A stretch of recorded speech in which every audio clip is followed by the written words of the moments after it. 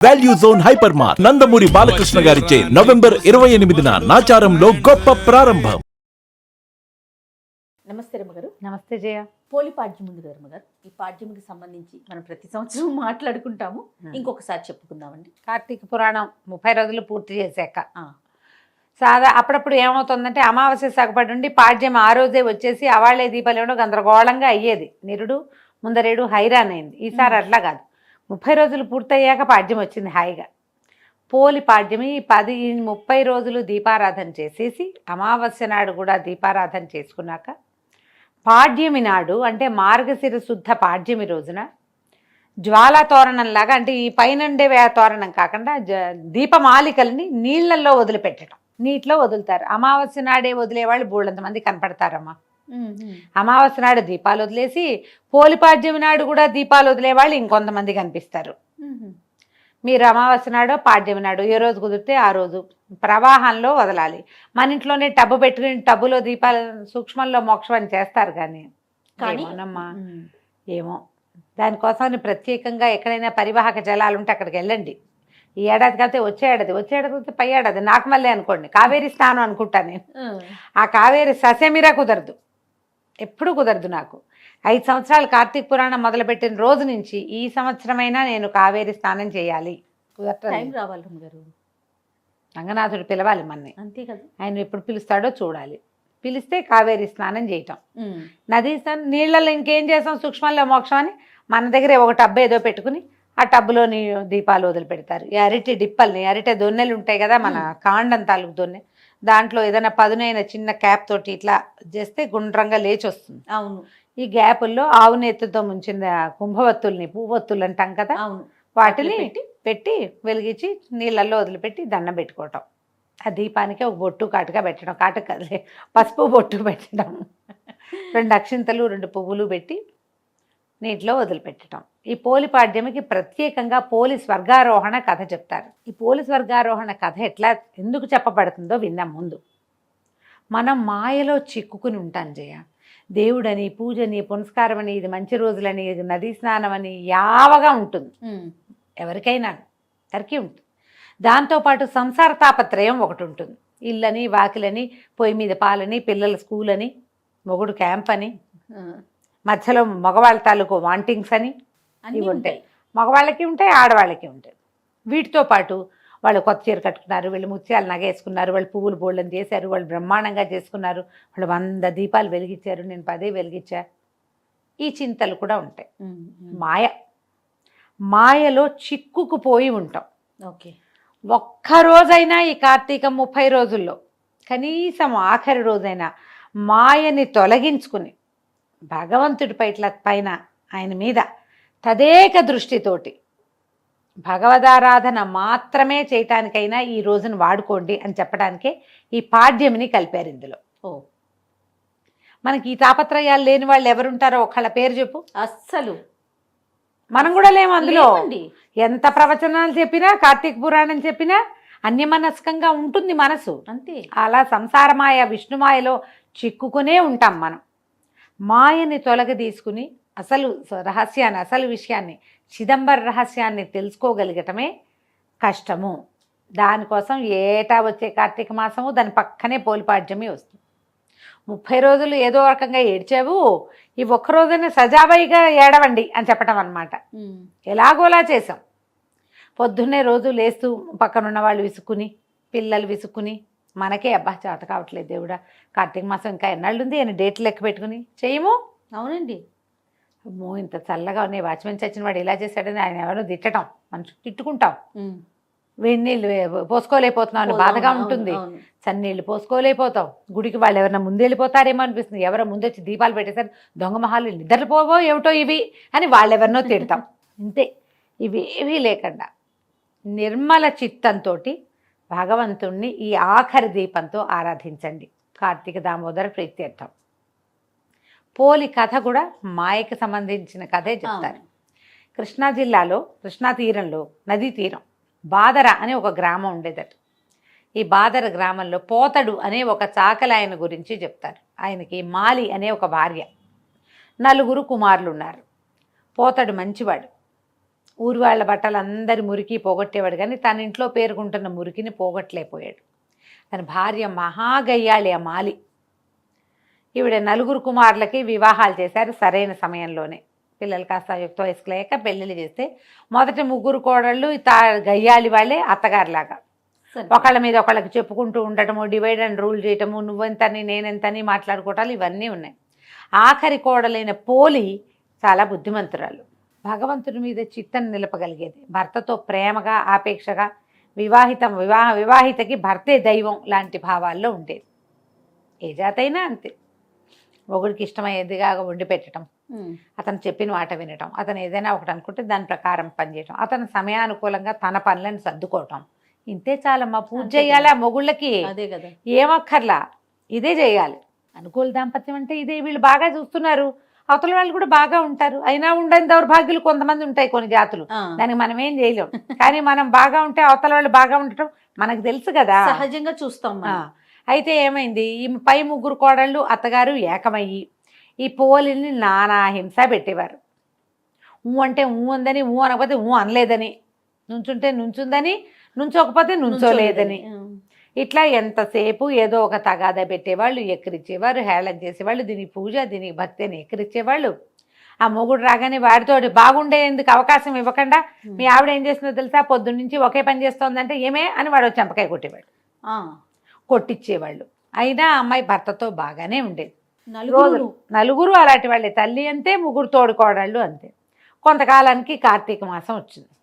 వీళ్ళందరూ ఏం చేసేవాళ్ళు, అత్తా కోడళ్ళు కార్తీక మాసం నదీ తీరానికి వెళ్ళి స్నానం చేసి దీపాలు పెట్టుకునేవాళ్ళు.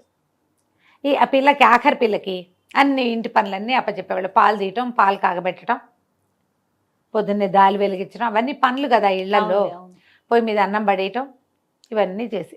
అయితే వాళ్ళు రోజు వెళ్ళేవాళ్ళు, కానీ ఇది పాలు సరిగా తీసిందో తీయలేదో, మొద్దు మొహంది, గబగబా పని చేయదు అని ఒకళ్ళు, ఆ వెన్న తీసి కాస్త ఒంటికి రాసుకుంటుందో ఏమిటో, అసలే శీతాకాలం అనేవాళ్ళు ఇంకొకళ్ళు.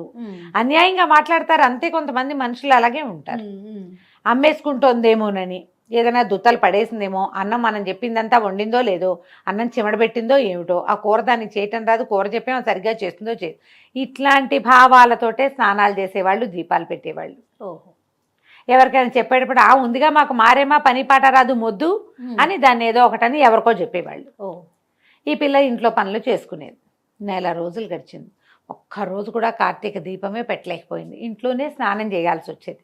ఆ కాలంలో అందరూ నదీ స్నానాలకు వెళ్ళేవాళ్ళు. ఒక్కనాడైనా పోనీ దీని జీవితానికి ఒక నదీ స్నానం అని ఒక రోజైనా దాన్ని తీసుకెళ్ళాలి, ఆ చిన్నపిల్లని, కోడల్ని. ఆ పిల్లని ఇంట్లోనే వదిలేసేవాళ్ళు, పోలిని. అయితే కార్తీక అమావాస్య వచ్చింది. అమావాస్య వెళ్ళిన కొన్ని గంటలకి తెల్లవారింది. ఆ పూట పాడ్యం వచ్చేసింది. కాకపోతే వీళ్ళందరూ ఏం చేశారు, ఇంకా అమావాస్య పొద్దులున్నాయి, దీపాలు పెట్టుకోవడానికి అంతా పోయారు. ఈ పిల్ల దేవుడా రాముడా అని కళ్ళ నీళ్ళు పెట్టుకుని, అయ్యో నెలంతా వెళ్ళిపోయిందే, ఆఖరి స్నానాలకు వెళ్ళిపోయారు వీళ్ళు. కార్తీక అదే అమావాస్య రోజు పొద్దున్నే పోయారు, మధ్యాహ్నానికి అమావాస్య వెళ్ళిపోయి పాడ్యం వచ్చేస్తుంది. అందరు వెళ్ళిపోయారు ఆఖరి స్నానాలకి. ఒక్క నదీ స్నానం చేయలేదు, దేవుడికి ఒక్క దీపం పెట్టలేదు. ఏం చేయాలి అని బాధపడుతూ ఆ పిల్ల ఏం చేసింది, పొంతలో ఉన్న నీళ్లు చేసి స్నానం చేసింది. ఇంట్లోనే కృష్ణ, గోదావరి, గంగా, కావేరి అనుకుంటూ స్నానం చేసింది. అక్కడి నుంచి వెన్న చిలికి వెన్న తీసింది. వెన్న తీస్తే కవ్వ అంతా జిడ్డు, చెయ్యంతా జిడ్డు. పిల్ల అనుకుంది, ఇంత జిడ్డు ఉంది కదా, ఈ కవ్వ అనుకున్న వెన్న తీసి కాస్త దీపం పెడదామని ఈ చీర కొసలు కొంచెం మెత్తటి చీర ఆ నలిగి చిరుగులు పట్టింది. కొస నుంచి ఇట్లా దారాలు లాగి అంత దారం తీసి ఇట్లా మెలిపెడితే అంతంత ఒత్తులు చేసింది 2. ఆ వెన్న మీద బాగా మెదిపి జిడ్డు అంటించింది. అంటించి నీళ్ళ బాణలు ఉంటాయి, చాకలి బాణ అంటారు, ఆ బాణలో పొయ్యి మీద పెట్టి చౌడు అవి వేసి బట్టలు ఉడికిస్తారు. కమ్ము బిడవటం అంటారు దాన్ని ఊళ్ళల్లో. బట్టలు కమ్ము బిడవటం అంటే చౌడేసి ఉడకబెడతారు. చౌడు అంటే ఏంటంటే అదొక రకమైన సున్నం, చవిటి సున్నం అంటారు, బ్లీచింగ్ పౌడర్ అలాంటిది చౌడు అంటారు. చాకళ్ళకి బాగా తెలుస్తుంది ఆ పేరు. మా ఊళ్ళో కూడా చేసేవాళ్ళు. కమ్ము పిడిచి తేవడం, పంచెలు అవి కమ్ము పిడిచేవాళ్ళు. పంచెల్ని బాగా వేసి ఉడికిస్తే గాళ్ళల్లో ఉన్న మురికంతపై తెల్లగా వచ్చేవి బట్టలు, కర్రకర్రలాడుతూ ఉంటాయన్నమాట, చక్కగా పెళ్ళపెళ్ళాడుతూ బట్టలు. ఆ బాన్లో ఆ దీపం వదిలిపెట్టి దండం పెట్టుకుంటాను. దండం పెట్టుకుంటుంటే విష్ణుమూర్తి ఆయనట కార్తీక దామోదరుడు కదా, వైకుంఠంలో నిలబడి చూస్తుంటే ఒక బాణలో కదులుతున్న దీపం ఆయన్ని ఆకర్షించింది. అది చూస్తే ఆ పిల్ల భక్తిగా బాణ దగ్గర కూర్చుని మోకాడి తండా వేసి, కార్తీక దామోదర రక్షించు తండ్రి, స్నానం చేయలేకపోయాను, ఈ పూజని నీకు సమర్పిస్తున్నాను అని దండం పెట్టుకుంటాను.